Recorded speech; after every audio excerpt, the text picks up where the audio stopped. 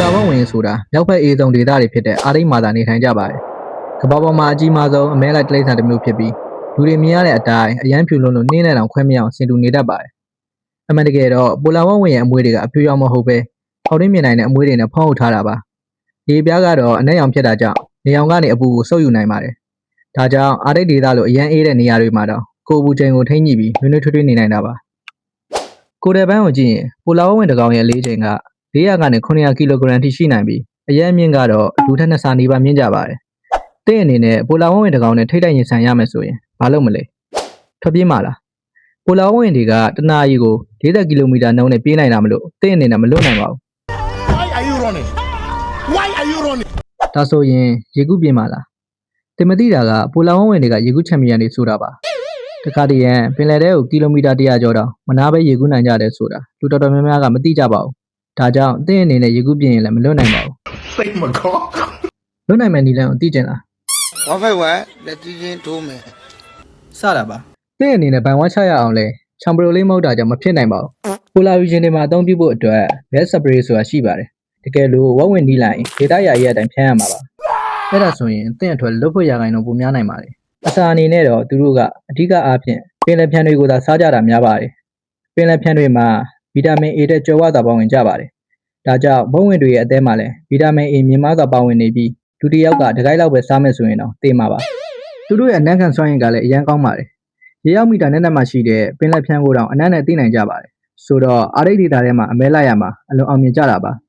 ဒါပေမဲ့ဒီနေ့ခေတ်မှာတော့ကမ္ဘာအပူချိန်မြင့်တက်လာခြင်းကြောင့်ပိုလာဝဝင်တွေရဲ့နေထိုင်ရာရေခဲတွေပျော်လာပြီး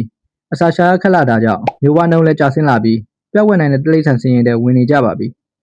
နောက်တစ်မျိုးကတော့တစ်တော့ရဲ့အင်အားကြီးဆုံးသားရဲတစ်ကောင်ဖြစ်တဲ့ brown bear လို့ခေါ်တဲ့ဝက်ဝင်မျိုးတွေပါမြောက်အမေရိကဥရောပအာရှတလားမှာရှိတဲ့တစ်တော့နဲ့တောင်တန်းဒေသတွေမှာကျေကျပြန့်ပြန့်နေထိုင်ကြပါတယ်သူတို့ရဲ့အလေးချိန်ကလည်း300ကနေ600ကီလိုဂရမ်အထိရှိနိုင်ပြီးလက်တံအင်အားအလွန်ပြင်းတဲ့အပြင်ပြေးတဲ့အခါလူထက်2ဆနီးပါးမြန်နိုင်တဲ့အတွက်အန္တရာယ်ရှိတယ်ဆိုတာတော့မငြင်းနိုင်ပါဘူးပုံမှန်အားဖြင့်တော့လူကိုမတိုက်ခိုက်ပဲသားပေါက်ကိုကာဝယ်ခြင်းတဲ့အချိန်ဒါမှမဟုတ်အန္တရာယ်ရှိတယ်လို့ခံစားရတဲ့အချိန်မှသာအလွန်ကျန်းလာတတ်ပါတယ်အစားအစာနဲ့ပတ်သက်ရင်တော့တစ်တော့ရဲ့ food blogger လို့တော့ပြောလို့ရပါတယ်သူတို့ကအိုနီဘိုးတွေဖြစ်လို့အသားငါးတစ်တီအရွက်အကုန်စားပါတယ်အထူးသဖြင့်ငါးများတဲ့ရာသီရောက်ရင်မြကန်းပေးမှာငါးဖမ်းနေတာကိုမကြာခဏတွေ့ရတတ်ပါတယ်ပြီးတော့ပြားရည်ကိုလည်းကြိုက်ကြပါတယ်ဒါကပြားရည်ရဲ့ရတာကြောင့်မဟုတ်ပဲတကြားတဲ့များပြီးသူတို့ကိုစွမ်းရည်အမြန်ပြည့်စေလို့ပါပြီးတော့ပြားရည်ရဲ့အနံ့ကအရန်ပြည့်တာကြောင့်ရှာဖို့ရပိုလွယ်ကူစေပါတယ်သူတို့အတွက်တော့အထူး special စားတစ်ခုလို့ပြောလို့ရပါတယ်ဆောင်းရာသီရောက်လာတဲ့အခါဒါအတော်ကြောင့်ဆောင်းခုတ်တက်ပြီးအိတ်နေရတာဖြစ်တယ်လို့အဲ့ဒီအချိန်အတွင်းမစားမတော့ပဲကိုခန္ဓာထဲမှာရှိတဲ့အစီလွာတွေကိုအသုံးပြုပြီးအသက်ရှင်နိုင်ကြပါတယ်သူတို့နဲ့ထိတ်ရိုက်တွေ့ရင်အန္တရာယ်ရှိနိုင်တယ်ဆိုပေမဲ့တဘောအတိုင်းတော့လူတွေကိုမတိုက်ခိုက်ကြပါဘူးလူနေအိမ်တွေနားမှာသူတို့ကိုတွေ့ရတယ်ဆိုတာကလည်းလူတွေကသူတို့နေထိုင်ရာဒေသကိုဝင်ရောက်လာတဲ့ကြောင့်ပြဿနာတွေဖြစ်ကြတာပါနောက်ဆုံးအနေနဲ့ဘသူ့ကိုမှအမဲမလိုက်တစ်ချိန်လုံးဝါးကြိုက်ပြီးချေးနေတာကတော့ပန်ဒါတွေပါ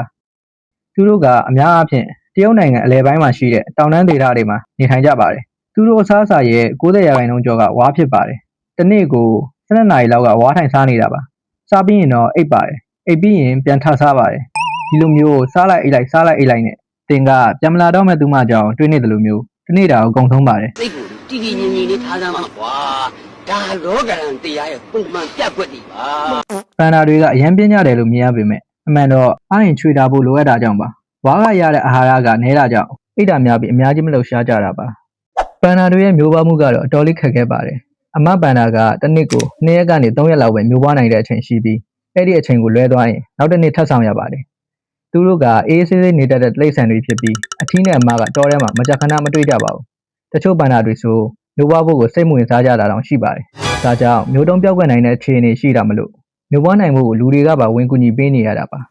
အထူးခြားဆုံးကတော့မွေးကင်းစပန်ဒါပေါက်လေးတွေကသူတို့မိခင်နဲ့ရှင်အရွယ်အစားက60ပုံရင်တစ်ပုံလောက်ပဲရှိပါတယ်ပြီးတော့သူတို့မှအမွေးမရှိသေးပါဘူးအရွယ်အစားကလည်းအလွန်သေးလို့တာကြောင့်တခြားသားရဲတွေရန်ကထက်မိခင်ကိုယ်တိုင်တက်ဖိမိပြီးအသက်ထွက်မှာကိုပဲစိုးရိမ်နေရတာပါဒါကြောင့်လည်းမျိုးတုံးနိုင်ခြေရှိတဲ့တိရစ္ဆာန်စင်းရင်တွေဝင်လာခဲ့တာပါကဲဘုံဝင်နေကြောင်းလည်းသိပြီးပြီဆိုတော့ဒီဗီဒီယိုလေးကတော့ဒီလောက်ပါပဲဗျ